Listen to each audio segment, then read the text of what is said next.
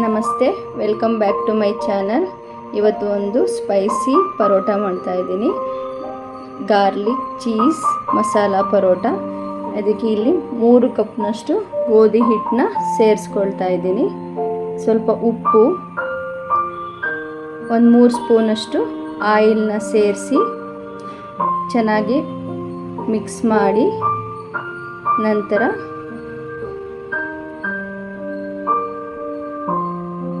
ನೀರನ್ನ ಸೇರಿಸಿ ಚಪಾತಿ ಹಿಟ್ಟಿನ ಅದಕ್ಕೆ ಗಟ್ಟಿಯಾಗೂ ಇರಬಾರ್ದು, ತುಂಬ ಸ್ಮೂತಾಗೂ ಇರಬಾರ್ದು, ಕರೆಕ್ಟ್ ಅದಕ್ಕೆ ಚೆನ್ನಾಗಿ ನಾದಿ ಕಲಿಸ್ಕೊಳ್ತಾ ಇದ್ದೀನಿ.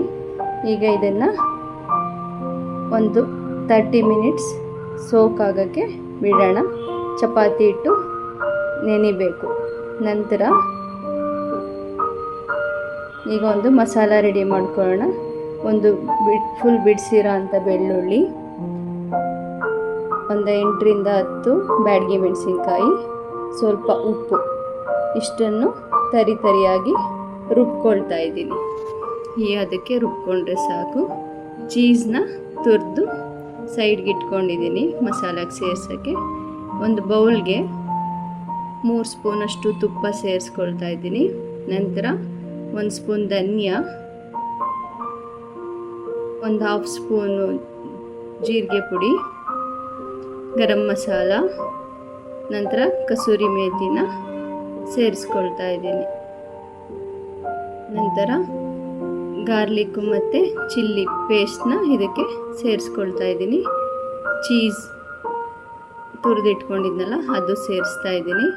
ನಂತರ ಕೊತ್ತಂಬರಿ, ಹಚ್ಚ ಖಾರದ ಪುಡಿ, ಸ್ವಲ್ಪ ಉಪ್ಪು, ಇಷ್ಟನ್ನು ಸೇರಿಸಿ ಚೆನ್ನಾಗಿ ಮಸಾಲ ಎಲ್ಲ ಮಿಕ್ಸ್ ಮಾಡ್ಕೋಬೇಕು.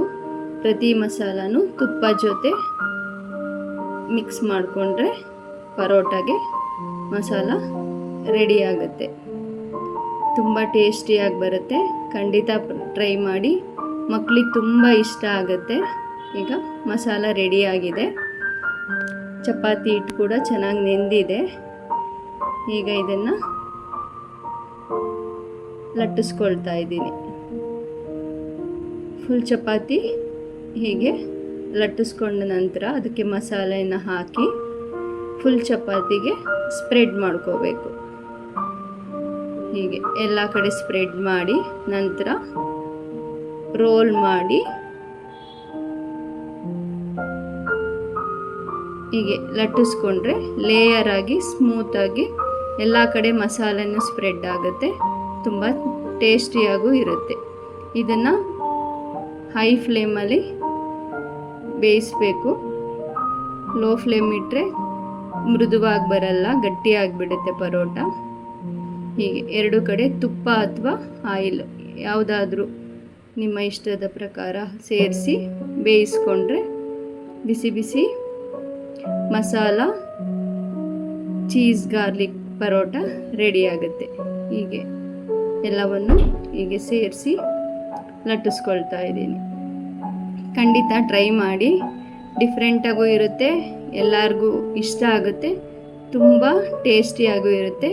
ಇದ್ರ ಜೊತೆ ನಾನಿಲ್ಲಿ ಸ್ಪ್ರಿಂಗ್ ಆನಿಯನ್ ಪಲ್ಯನ ಜೊತೆ ಸರ್ವ್ ಮಾಡ್ತಾ ಇದ್ದೀನಿ. ಇದ್ರ ರೆಸಿಪಿನ ನಂದು ಯೂಟ್ಯೂಬ್ ಚಾನಲ್ಲಿ ಹಾಕಿರ್ತೀನಿ, ಬೇಕಂದರೆ ನೋಡ್ಕೊಳ್ಳಿ. ತುಪ್ಪ ಹಾಕಿ ಆನಿಯನ್ ಪಲ್ಯ ಜೊತೆ ಸರ್ವ್ ಮಾಡ್ತಾ ಇದ್ದೀನಿ. Thank you. ನಮ್ಮ ಚಾನಲ್ನ ಸಬ್ಸ್ಕ್ರೈಬ್ ಮಾಡಿ, ಸಪೋರ್ಟ್ ಮಾಡಿ, ಲೈಕ್ ಮಾಡಿ, ಶೇರ್ ಮಾಡಿ.